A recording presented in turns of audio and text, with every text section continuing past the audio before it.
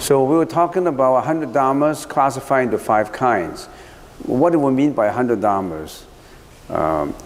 The whole world is categorized into 100 dhammas. How do we define dhamma? Things, let's say. The Buddhist teaching is to understand everything about the universe. What do we mean by everything? We cannot just understand everything. There's so much to understand. So we just... The Buddhist tattvas, later philosophers, classified the Buddhist teaching exposition into 100 dhammas. Okay, 100 dhammas, we have the conditioned dhammas and unconditioned dhammas. What do we mean by conditioned dhammas and unconditioned dhammas? Conditioned dhammas refers to all phenomena in the world, the whole world, and everything that is governed by cause and effect, and the law of dependent originations of conditions. That's conditioned dhammas. Everything is unconditioned. It's the creation of conditions, like our body. It has no reality of its own. It is built and it functions when the conditions fulfill. When the conditions are not fulfilled, this body is going to disintegrate. So it itself, this body, does not have, quote unquote, a self. This body is not a self that we attach to. Everything is unconditioned, and there's nothing that is unconditioned. Like the fact that you're coming here today, there must be cause for it. There's a cause and effect. There must be a reason why you're coming here today. Maybe you have been building up those conditions for your coming here today, that if that's the final effect, that if we stop in here to say, today you are here, if we recognize that there's an effect that you are here today, what are the conditions leading to this effect that you are here today? There are many conditions and many causes. And these conditions must be mature for you to come here. So it's not a simple matter that you are here today. Imagine you wake up this morning and then you say, oh, I'm going to the temple, and then you start your car and you ignite your car, the car doesn't work. It broke down the night before, you can't come here. If there was a traffic jam, it's jammed so much that you have to delay for an hour, you can't come here. Or you didn't know anything about a temple, that you can't come here. There's so many cause and effect that you come here. So conditions, dhamma. And of course there are unconditioned dhammas, which is just the opposite. I won't explain in the detail because we've been talking about it for many hours, for 60 hours. And under conditioned dhammas, there are 94 conditioned dhammas and 6 unconditioned dhammas. So what are these 94? The first one we have study is consciousness, consciousnesses. So this school of thought of the Buddhist teaching is known as, in the Sanskrit language, Vijnanamatrata, or consciousness only, the study of our own consciousness. So the Buddhist teaching is not just a faith religion, it's a religion of research and investigation and analysis. So you have to study the consciousness that we have in order to understand ourselves and understand our relations to the whole world and our relations to everybody. The consciousness, the vijnana, or in the Pali language, vijnana. In English translation, consciousness. Okay, now what are these consciousness? Just flash through it. We said this consciousness have eyes, ears, nose, taste, tactile consciousness, the 5 consciousness, because of the sensory organs of eyes, ears, nose, tongue, body correspond. Eyes correspond to vision, ears to audition, nose to olfaction, tongue to taste, body to tactility. So that explains the material side of our of our what we quote and unquote attach as an ego, a self. That's the material part, the physical part. And we know eyes, ears, nose, tongue, those are the front end. Those are the front end salesmen and sales lady of our body. We know that. And what is this body? Body is create tactility when it gets into the objects of touch. But that includes not just of touching, that includes all the interaction of our organs inside, the systems, the physiological structure, the blood, the fluid, the heart, the liver, everything about the whole body, how it works. That includes everything. Those are the consciousness. And then other than the material part of it, we have the mind part, the body and mind, everything. The mind corresponds to everything.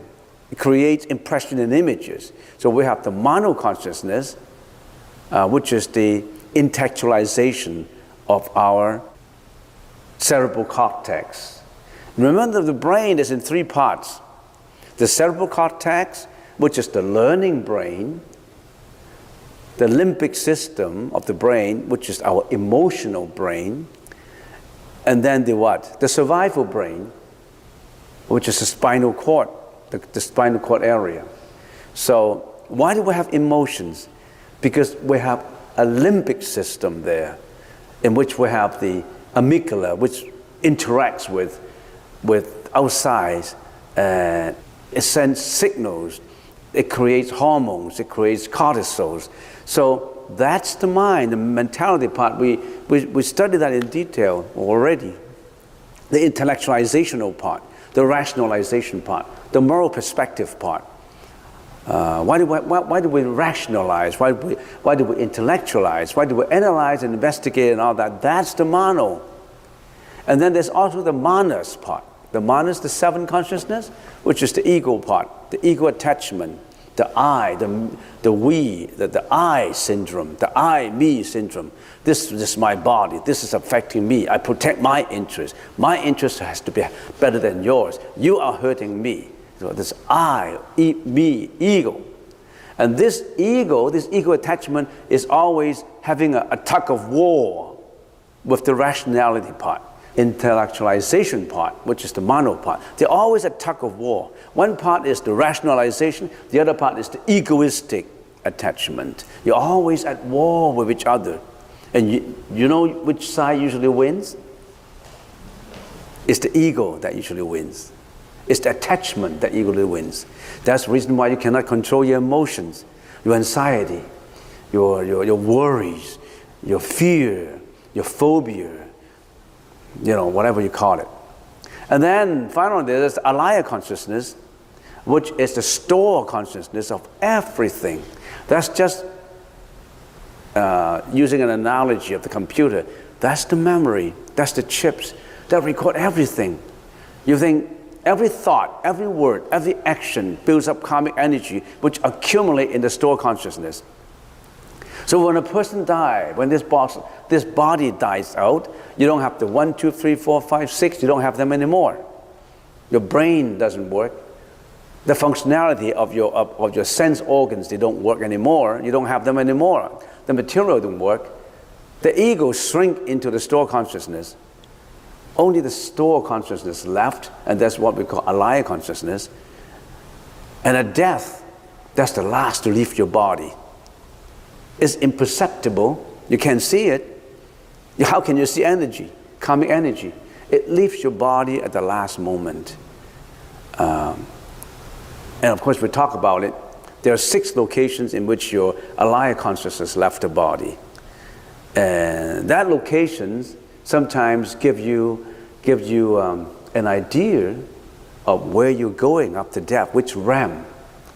The 3 vicious realms or the 3 benevolent realms. The 3 vicious realms being victims of hell, you go down to hell, you go to the animal realm, you go into the ghost realm. Those are the 3 vicious realms. You may be going to the benevolent realm, which is the human realm, heavenly beings realm, and the Azura's realm. We already explained that.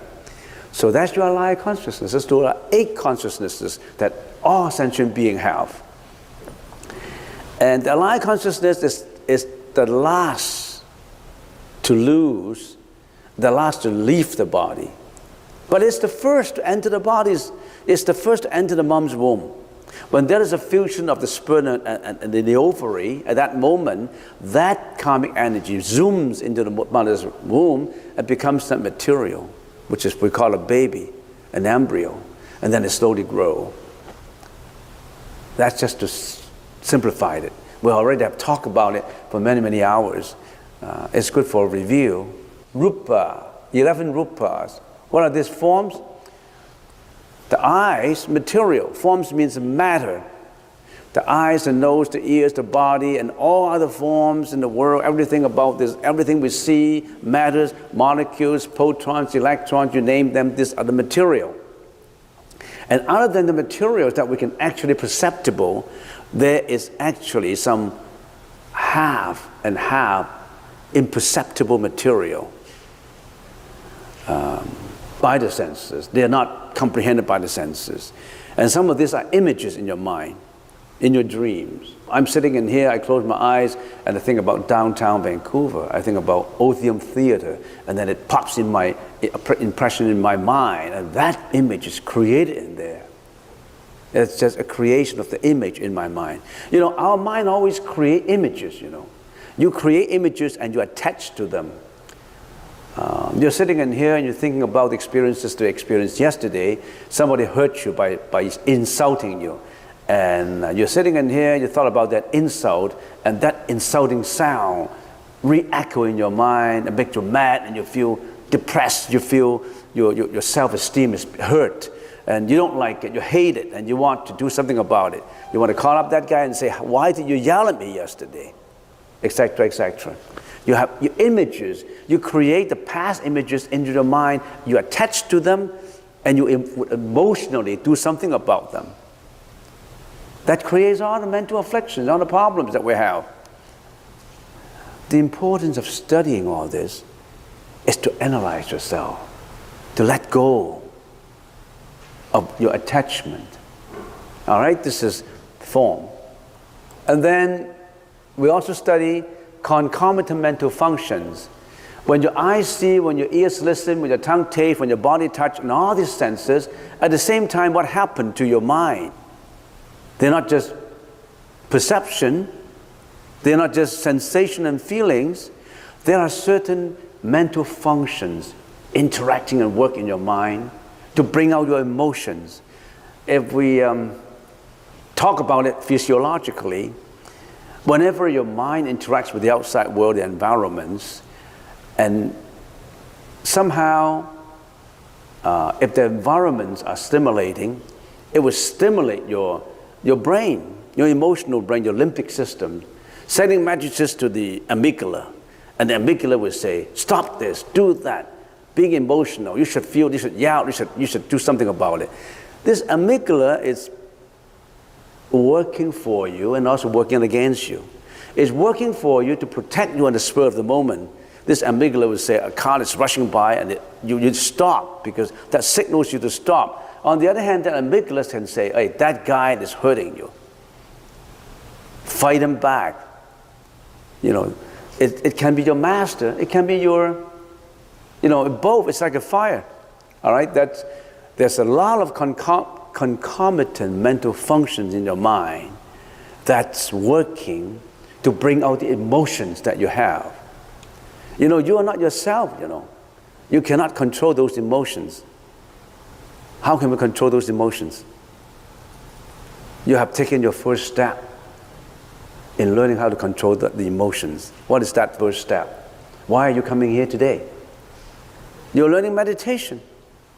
Meditation has been proven to understand your consciousness and put a stop to whatever stimulation and emotions that you have. You have a better control of your amygdala, of your emotional limbic system, and it enhances the functionality of your cerebral cortex, which is the learning brain. It rationalizes your brain, intellectualizes your brain. That's the function of meditation. All right, let's talk about this concomitant mental functions, very complicated. We have 51 of them. We have generally interactive functions, attentions, contact, sensation, perception, and volition. We also have particular functions, desire, resolve, mindfulness, concentration, intelligence. Those we already talked about for hours. I'm not going to repeat them. Let's talk about unwholesome functions now. We have unwholesome functions, 6 root basic unwholesome functions, 8 primary unwholesome functions, 2 medium unwholesome functions, and 10 minor unwholesome functions. These are the unwholesome functions that we have been spending hours on. Your greediness, anger, ignorance, arrogance, doubt, false view, disbelief, laziness, indulgence, thoughts wandering, torpor, forgetfulness, distraction, false understanding, shamelessness, no guilt, hatred, expressed hatred, hidden hatred, which is vengeance, vexation, jealousy, harm, parsimony, pride. And this pride is similar to what we call arrogance in some cases. Concealment, flattery, deceit, deceiving. Which one do you have in there? Or all of them you have? It's a matter of degree, matter of level. So these are the concomitant unwholesome mental functions that have been in your store consciousness since many lifetimes, that have been stored in there.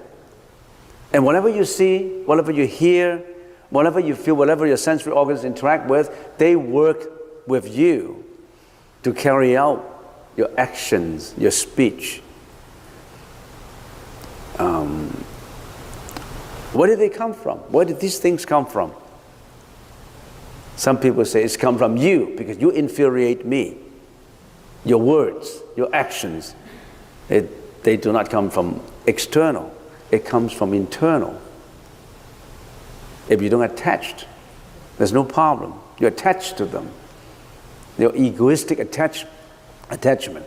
So these are the unwholesome mental functions that everybody has. It's a matter of degree only. Some people has higher and some people have lower. And then you say, okay, what happened to a baby? Would a baby have guilt and arrogance and disbelief and laziness and all that? I'm a newly born baby. Do I have all that? Yes, you do. Because you're reborn with alaya consciousness, and all these have been stored in your alaya consciousness.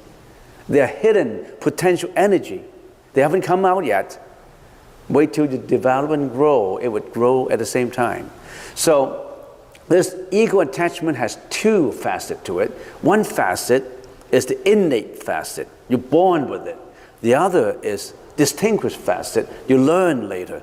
You learn to be egoistic later, or you learn to be altruistic later. Depends on your family education. So it's very important that after you were born, what kind of education, your family education, school education you receive. Because there's certain portion that is distinguished ego attachment, and there's certain portion that is innate, born with it. And the innate is heavy. Because why? This potential energy has been accumulated for many, many lives, not just of this lifetime. Some baby were born with compassion. Some baby were born with a special feeling of rage, jealousy, hatred. Babies are different, you know. It's just they haven't got the words and the thoughts to develop their thoughts into action. As the baby grows, the thoughts will develop into speech and action. Speech and action will develop into, habitually, into what? Into habits.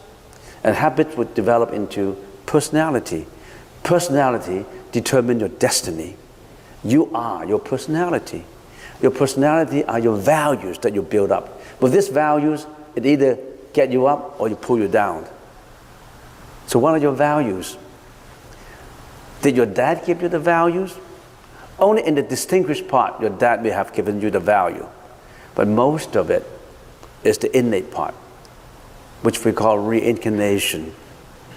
All right, these are the unwholesome mental functions. And let's get back to how about are all babies bad? Are we all bad? How optimistic? How pessimistic? How negative? You're talking about everything is negative. Everything is guilt, shamelessness, anxiety, depression. Are you too negative? We also have wholesome functions in our mind. We're not just bad, we have a lot of good stuff, in our mind too. What are these good things? Wholesome functions, we have faith, shamefulness, guilt, no greed, no hatred, no ignorance, diligence, joy, equanimity, no indulgence, and no harming. See, these are only the generalizations of it. Just like unwholesome functions, there are more and more to it because there's so much that we can't classify all of them. So these are wholesome functions. We also have what we call love and compassion and many good facets of personalities we have.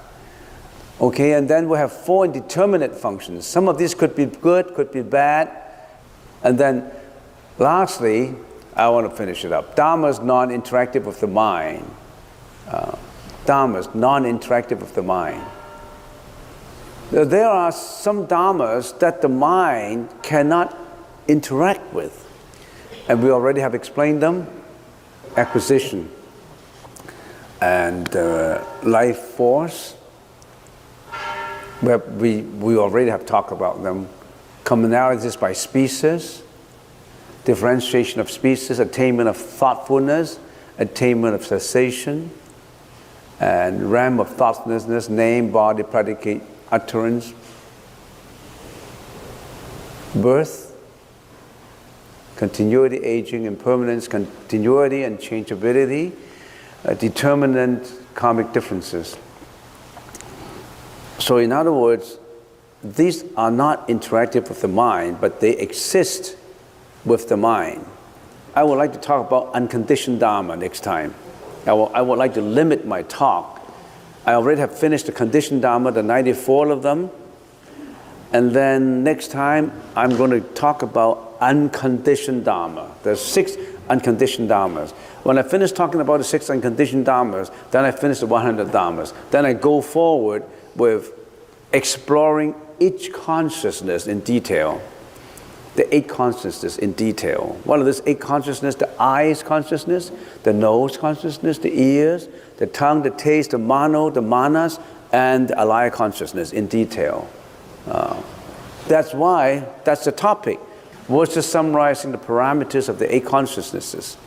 So we'll study the 8 consciousnesses. We'll start next time. I'll probably spend about 15 minutes on finishing up the unconditioned Dharma. Then I go back to the beginning, because you cannot understand consciousnesses, the 8 consciousnesses, without understanding the 100 Dharmas. You have to understand that first. And sometimes I'm a little amazed at people, philosophers in the ancient times. Look at when these 8 consciousnesses were written. Written by Tripitaka Master Xuanzang, AD 596 to 664, which is about 1500 years ago. They already analyzed consciousness in detail. At that time, they don't even have psychology. They don't have psychology. They already have studied psychology in so much depth that even modern psychologists were amazed. How come these ancient people, they go so much depth into thinking, into the brain, into consciousness?